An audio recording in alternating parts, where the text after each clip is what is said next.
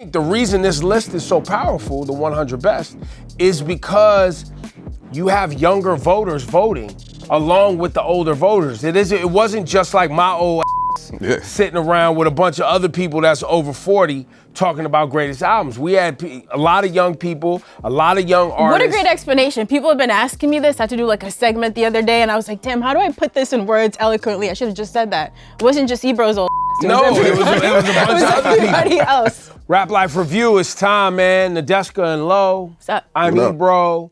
We got albums to get to. We got the 100 best on Apple Music that we're gonna get to, which is phenomenal now that we've released the entire list.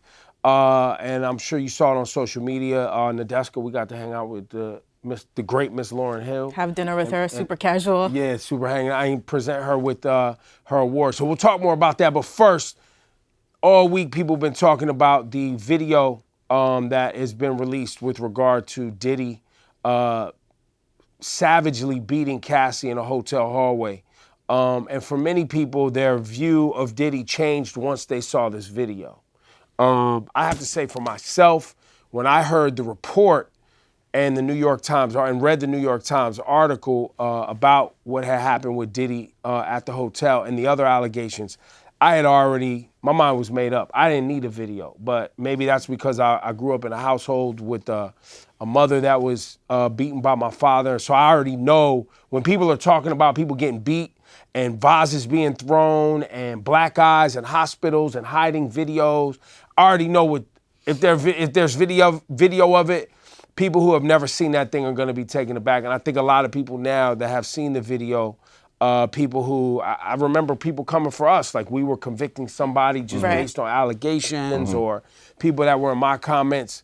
But a payout like that doesn't happen like that as fast as it happens if there's not something more to it. It was all the context clues. To your point, I saw some people, including one artist in particular, who, when the allegations came out, said, I'm going to stand by a black man, no charges are proven. And then I saw him apologizing. But to your point, Thug, right? I was not going to say a name, but yeah, he probably wasn't alone. Yeah. But it was surprising to me. It's not like this was like a gossip item that we were reading somewhere in a New York Post, like blind item, right? To your point, the New York Times article, even things like Kid Cudi's team corroborating that he did blow up his car. He did blow up a car. He blew up someone's car in their driveway. The fact that he did pay her out, there was nothing to not believe, which was surprising to me. So I guess everyone who needed this video, I hope I don't know. Now, do we have a conversation about believing victims again? Like, where does this leave us? I don't know where it leaves the collective us. I know that it's not like, I don't think this is I don't think anyone, there's no way that this is a happy moment. And no matter how I don't mean you a happy, just in terms of how we deal with this information moving that's what I mean. forward. That's why I say it's difficult. It's like it's a great loss. Right? Yeah. Like we're dealing, and I think that's why people have a hard time digesting it when allegations get made, because you're looking at someone who, in Diddy's case, provided a lot of great times to all of us and was a representative for something we love, which is hip hop, right?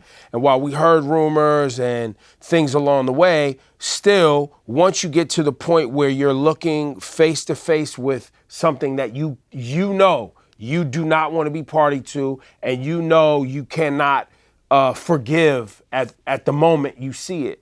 I think there's pain in that for people, right? There's not only for the abused and people who are triggered because they've also been abused, but for people who are looking at it like, damn, man, like I really, like this is... I thought you That was me. Remember when we were talking about this a few months ago? I said the naive fan in me, part of me died. The fact that I finally met him last year and like took that moment to be like, hey, you're someone I grew up looking up to and I feel like such an idiot. But again, how could you have known? But you're not, but I think you don't know what's going on. But no, you're right. Doors, so it's like you can't... Going through the range of emotions, like being angry. You're mourning a loss. Right, absolutely. Absolutely. Right? And then for people, once again, for victims, because there's somebody watching this right now, and I can't for people who are like, why do they stay?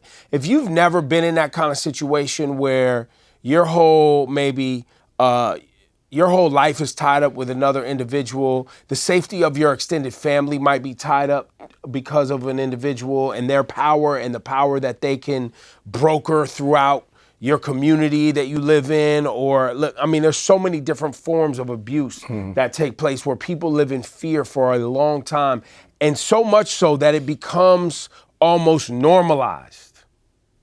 That they don't even know, imagine not knowing life without abuse. Yeah. You start to think it's normal. And so I don't, it's just very, very heavy. It's very, very sad. But I think his apology video on top of it was just so unbelievably just. I don't even really know the. Read the room. It's even more than that. Like, who's that apology really for? You were the one a few weeks ago telling us enough is enough. Stop dragging my name through the mud. When all along you knew that you've done this. You knew that it was on video. Like, you truly don't care. You're a fucking cold-hearted person. Didn't you pay $50,000 to get the video from the hotel? I don't know if that's facts, but that's what the internet's reporting. Again, the audacity for him to get on Instagram and show his face again is... For people who struggle with the idea, because there is history tied to individuals who are black, who have power getting torn down. I firmly believe those that, should I say, work to have ultimate power in the industries, right? And this is politics, name an industry, the entertainment industry. These individuals want to have power, and they want to have power to say who has power, right? In going about that, I think what history has shown is individuals who yearn for that, fight for that. There is an addiction issue. There's a sickness in there, right? What's the saying? Absolute power corrupts absolutely, right? And I think in there, like you say, this you were speaking of Diddy, of hiding, you knew it was happening, whatever. The sickness is you are so powerful, you are not even accustomed to being held accountable. And you don't think people are gonna actually find out. That's how deep the sickness is. They become numb to their own actions. And the privilege and that money is the ultimate. And I can pay for anything to go away. I can pay for anything to happen. I am the end all be all because I have money, because I have power, because I have influence. And, I think that time and time again, we see individuals that operate and that traffic in that kind of business ultimately having, a revelation like this of some sort. We keep seeing it time and time again in many aspects of life. And so you have to always look at individuals. I mean, religious leaders, political leaders, the list goes on and on and on. And so, it's... Also for Cassie to have to relive this in the public eye after she's made a piece of it. Well, remember when she brought this public, remember there was a New York State statute that was closing with regard to abused victims. And that's why they had to go public, because behind the scenes, they were trying to get it resolved without having to. Right? And so they had to go public because they didn't want to, Diddy and his team didn't want to resolve it. This went public. I'm not sure why now we're getting the video. Right? And if what you're saying is true, which the internet said about him buying the video, people are speculating that when his house got raided, they got the video. That's when they got the video. But my question in all of that is there more now? Because the LAPD said they can't do a criminal case on that video. Right. So what else is about to happen here? So you think this might be the tip of the iceberg for something even worse? Because why would a video come out? Randomly. Right? Why would his house get raided? Right. What is actually being put together? With regard to what's going on with Diddy. Yeah. So, but once again, to all victims of abuse, wherever you are, listen, it's hard to get up enough, intestinal fortitude and gumption to actually go tell your story. But I encourage you to go find help, seek support, and hopefully the community and the friend group and family that you're in is supporting you as you navigate through all of that trauma, because it's very real for people. And it's not, the saddest part about it is it's not uncommon. And it doesn't stop Yeah, with just you, right? Yeah. We pass that on to our generations. That's something that lives on in families, you know? Yeah. Big albums this week. A Boogie drop from the BX, representing. He does very good on Apple Music. He's got Young Thug, Cash Cobain, Future, Lil Durk, many more on there. Rapsody, I love your album. I'm gonna have a conversation with Rapsody. She did a phenomenal job on this album. Felicia Rashad is hosting the album pretty much. Badu's on the album, which they have a phenomenal record. Lil Wayne, Alex Isley, Baby Taylor, a lot of great records on that Rapsody project. And we get to know her finally, right? I feel like the thing about talking about a Rapsody album, you can't really try to talk about how good the raps are because they always are. But I like that on this, I feel like we're really getting all the different sides of her. Nice. Chance dropped a single with Premier, Key Glock's Back Outside, and Saweetie getting the drop in a summer anthem. I see some girls on TikTok really posting. It's not a bad record. It's not a bad record. It's not, You right? saw Lowkey on TikTok shaking his ass. Yeah, it's not a bad record. Wait, you posted it? No. I gave it a Let me listen. catch you on TikTok shaking your ass. The Apple Music 100 Best is all the way out. And I gotta let y'all know, we knew there would be some people, when we collected the votes and had the panel voting and saw the final list, we was like, oh shit, here we go. There's not a list of 100 albums that will ever be released where you'll get Everything right. Impossible. everything right according to you, according to me. Right. There will never be consensus. There will never be consensus. Now, Thriller Michael Jackson fans, we gotta, listen guys, you have to factor in, while so including myself, was like, yo, Thriller's not number one? I'm so happy that it's Lauryn Hill though. Because for me, when I saw it, there was that initial pause, because my whole life is Michael Jackson. My whole life. Yeah. Sales, the music's phenomenal, it's Michael Jackson. Yeah. But then I had to stop and think, the reason this list is so powerful, the 100 Best, is because you have younger voters voting along with the older voters. It wasn't just like my old ass sitting around with a bunch of other people that's over 40 talking about greatest albums. We had a lot of young people, a lot of young artists. What a great explanation. People have been asking me this. I had to do like a segment the other day, and I was like, damn, how do I put this in words eloquently? I should have just said that. It wasn't just Ebro's old ass. It was a bunch of other everybody else. But I actually went back and listened to Lauryn Hill's album and compared it to Thriller as far as an album. And in a modern lens, Lauryn Hill's album right now, what it stands for, what it's saying, culturally, a black woman having that level of lyrical prowess, bringing in that level of musicianship, having those many accomplishments after the album and affecting literally, like you think of the Beyoncés and the Taylor Swifts and the people who found their voice because of this album. The Missy Elliott's. All of that, bro. All of that. So, yeah, Lauryn Hill, Miseducation of Lauryn Hill at number one, and we got to connect with her and present her the award. I actually think we have a video of that. We wanted to let you know that you have the number one album. That's crazy. The 100 best albums.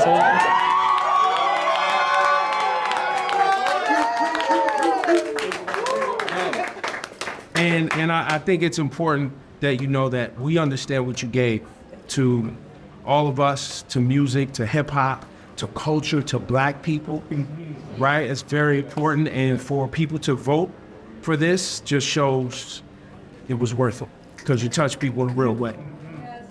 Well, thank you very much. Thank you. Thank you very much. Keep up. How did you feel that night at the dinner? That was a crazy, surreal fan moment. Like, never in 100 years did I think I would get to sit down with her. I don't know if she was sick of me by the end of the night. I got all my questions off. That's bro. all I'm about to say. I know you asked everything. No, Nadeska was interviewing her. And by the way, we're sitting there with her mother, her dad, her brother, her kids, his friends. Like, it's for real, like a casual, small room. And she's like, reporter mode. I'm like, yo, nobody's recording this, right? Yo, this was just for the fan in me. Now, I think she enjoyed it. I wasn't doing too much, but when else might I have the opportunity to do that, right? No, I think she appreciated it. I got to just get in her mind and ask her questions about where she was at when she was recording the album, how she was going from that to Sister Act, like all these questions that I would never... Did you ask her about the legacy of it, and did she expect it to last this long? or impact this many people. You know, it's funny, throughout dinner, Ebro, she kept stopping to say, I'm still processing that you guys really awarded this the best album. Yeah, she was still like...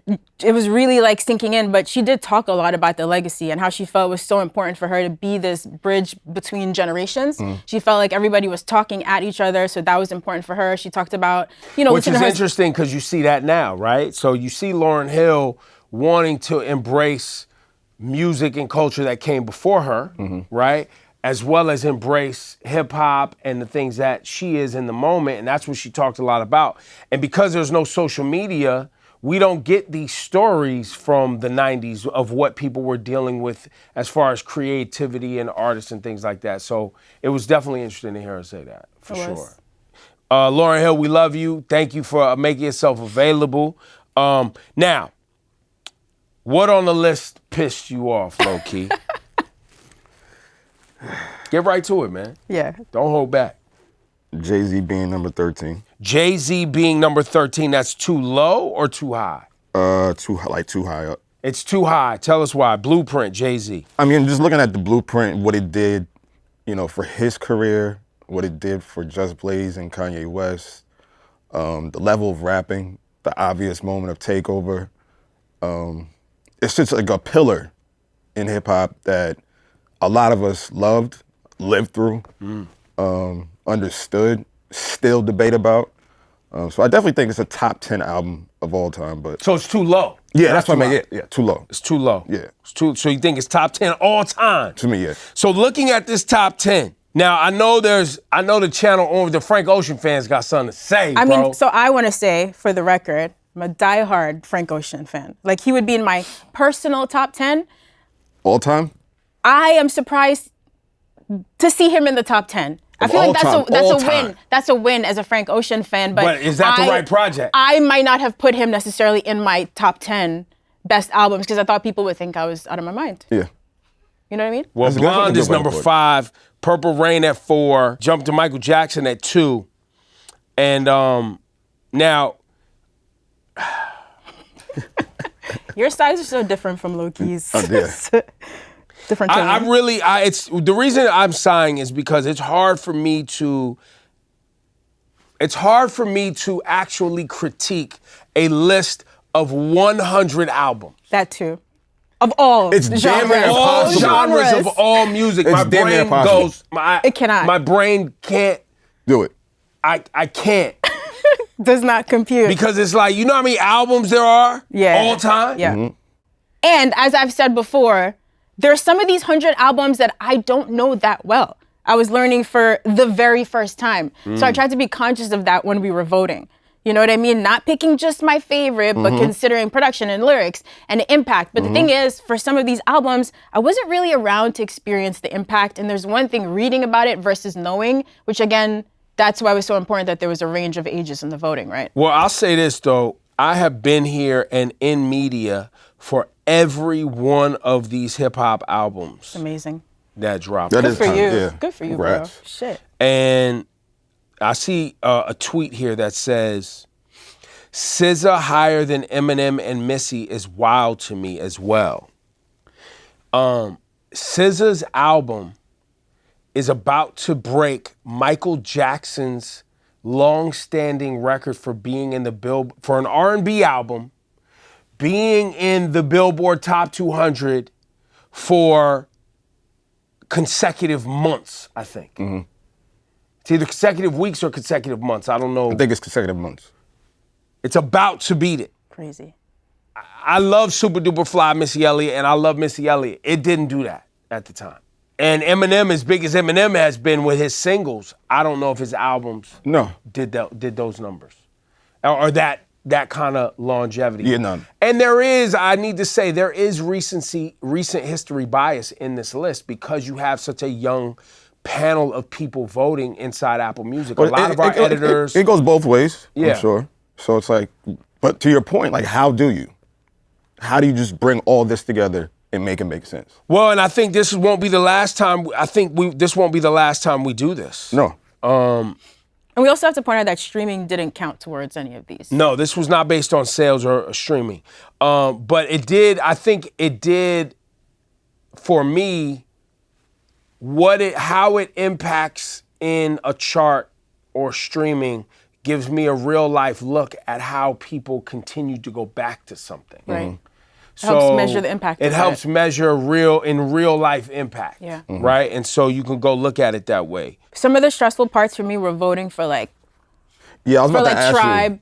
like picking. I was about to ask you like what stressed you out? Yeah, choosing between like Midnight Marauders, like albums that I loved and I think are excellent top to bottoms. Like there are some artists who repeated on the list, but for me that was hard. Even for example, voting for Drake, Nothing Was the Same would have been my pick for the Drake album, but Take Care seemed to make more sense in terms of impact. Like, did you have those struggles too, or did this take you like 5 minutes? I struggled with my ranking. So just for the audience, for everybody watching, each of us were able to pick 25 albums. We didn't pick 100. Thank God.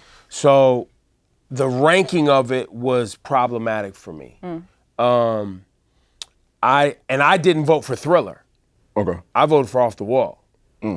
I voted for Sade Love Deluxe, Sign of the Times. I didn't vote for Purple Rain because I like Purple Rain, but I like Sign of the Times more. You vote for the Chronic? I did not vote for Chronic. I did vote for Illmatic. I did vote for Jay-Z. I did vote for Good Kid, Mad City. I did vote for 36 Chambers. I voted for My Beautiful Dark Twisted Fantasy. Did you vote for Straight Outta Compton? I did not. I did not vote for Straight Outta Compton. Get Rich or Die Trying? Get Rich or Die Trying, no, I did not vote for Get Rich or Die Trying, but I did vote for Biggie Ready to Die. Okay. I waffle between Ready to Die and Life After Death. I ain't gonna hold y'all. I like Life After Death, bro. I really do, man. Life After Death got fire on there, bro. Like, no lie, I don't know if there's a skip. But see, Ready to Die, I felt like that was what I was supposed to vote for. That's what I voted for. But when I think about my listening habits and I go through the playlist that I sort to the most, I have a playlist where all of my great hip hop shit goes into. It's called All Time Heat. When I go through there, there's a lot of Life After Death on there, more than Ready to Die. So then Life After. But I know what Ready to Die means. And it's a phenomenal. Here's the difference.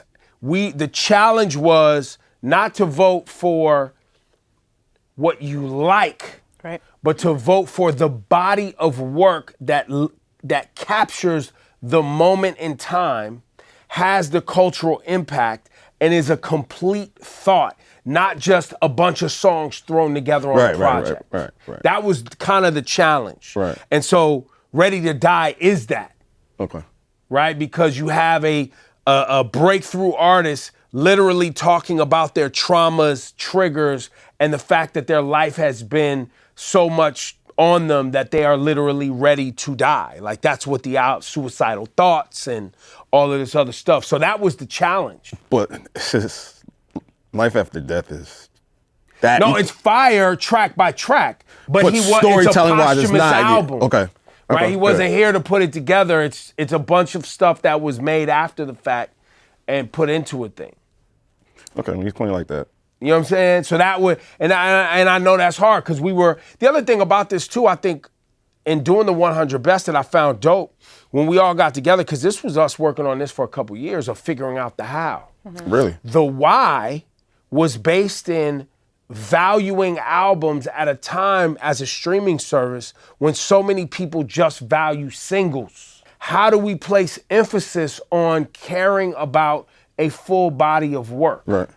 And showing that a full body of work that has a beginning, a middle, and an end, and it's put together from the artwork to reflecting a moment in time actually matters. Right.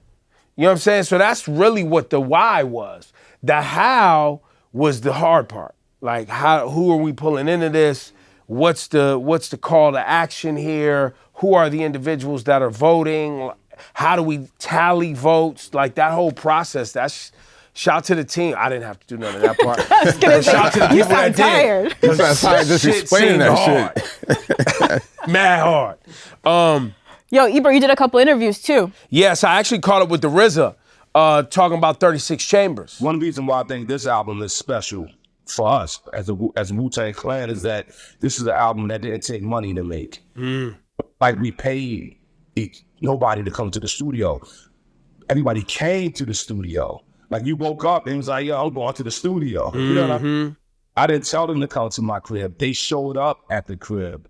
And when you making things that's pure, I think it means something else, you know, as time goes on, the purity of it. And then lastly, it is the capturing of youth, right? We captured our youth. And I think when other young people hear it, they get that rite of passage. They go, wow, that's the first heartbreak. That's my first blunt, or that's my first time feeling this aggression or whatever. And we captured all that in this album. And Nadeska, you actually caught up with the great Missy Elliott.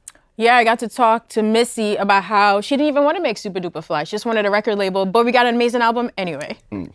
Well, the story behind that was I was in a girl group, and then I kind of got bummed out by just our album not coming out.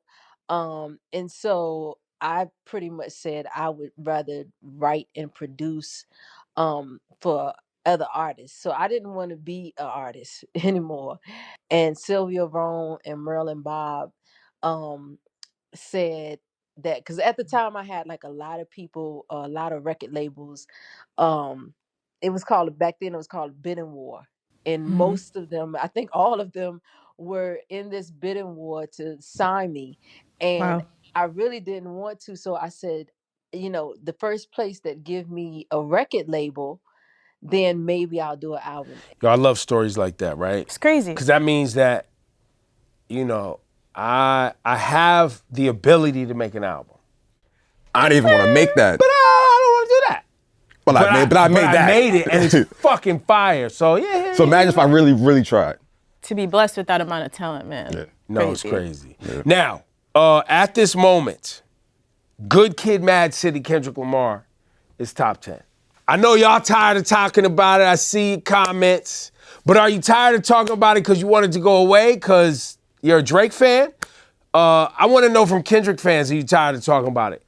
Because once again, Kendrick being voted this high and also having one of the longest charting, maybe the longest charting hip hop album in the history of the culture is Good Kid, Mad City. I didn't even know that, but I would say that this was probably my easiest vote. There's nothing really for me to debate here. Love other Kendrick albums, but to me, this is the definitive. If I'm gonna tell like a stranger, you gotta get to know Kendrick, this is the album. This is the one that's gonna tie all the pieces together. So like, this one took me like a solid 30 seconds. Like it's one of them ones. Yeah. But so, and I know y'all tired of talking about it. Ebro, why are you still talking about it? Stop talking about it. But I wonder, I know it's about Drake and Kendrick. Right. Okay. But it also is not. What's it about? It's about hip hop and what we place value on. It's about hip hop and what is the thing that actually matters in the culture. What is the thing that we say, yo, you know, all right, you got fucking umpteen platinum albums and awards and all the shit. You got all the accolades. You got all the money. Okay, I'm a billionaire. I'm a this. I'm a that. Everybody's rich. Everybody got cars. Everybody got clothes. But when it's all said and done, what do we hold near and dear? And that's what I find very interesting in the whole battle of recent, without saying names, because I know y'all tired of talking about it. Yeah, I mean, people, you know, what I've seen a lot of is, you know, Kendrick doesn't have this kind of album, or Kendrick doesn't have this kind of hit single. Pretty much throughout this whole thing, he did everything people said he couldn't do, right? He couldn't out-rap Drake. He couldn't outwit Drake. He couldn't out-strategize Drake. He couldn't take us to the club dissing Drake. He checked all those boxes off. But he also uses his platform for an attempt to not only better himself, but push the conversation of the community, of the culture forward. Right. I'm sure he's got shortcomings. Like we said on this show, we have to assume that all the allegations are either true or all the allegations are even false, because we can't substantiate any of the claims. Right. But nobody's perfect, right? Like Kendrick said on Mirrors. Kendrick made you think about it, but he's not your savior. Right. Right? These people are mere mortals. And so what do we hold value? What do we hold near and dear to our hip hop hearts when it comes down to why we love this thing? Is it charts? Is it sales? Is it who has the most money? Or is it somebody who actually cares to work on the craft and dig into pouring their whole person into a project and really putting a complete thought together? And Kendrick having this Good Kid, Mad City #7 on the Apple Music 100 best albums of all time says a lot. Says not only a lot about hip hop, but it says a lot about people, because trust me, most of the people voting were not what we would consider core hip hop fans on this panel. So these are people who are outsiders looking at a project going, like you said, I learned something about the individual. This is musically dope. It's a cohesive project, a beginning, a middle, and an end. It speaks volumes. It's one of the greatest pieces of storytelling in hip hop. Of all time. Right. Period. Of all time. You know, of all time. Of in all any time. genre. Sorry, we're talking about all time. all the albums. Sorry about that. My bad. And you're My number bad. 7. Yo. And you're #7. Out the gate. Well, shout out to the team at Apple Music once again. There was a lot of hard work went into this, a lot of long nights. Anything else before we wrap on that? No, look, he didn't hate that much on the list, so I feel like we're good. We're cool. I'm good with this. Yeah, wow. Let's wrap now before something goes wrong, Ebro. Before I get triggered again. Yo, that's Rap Life Review.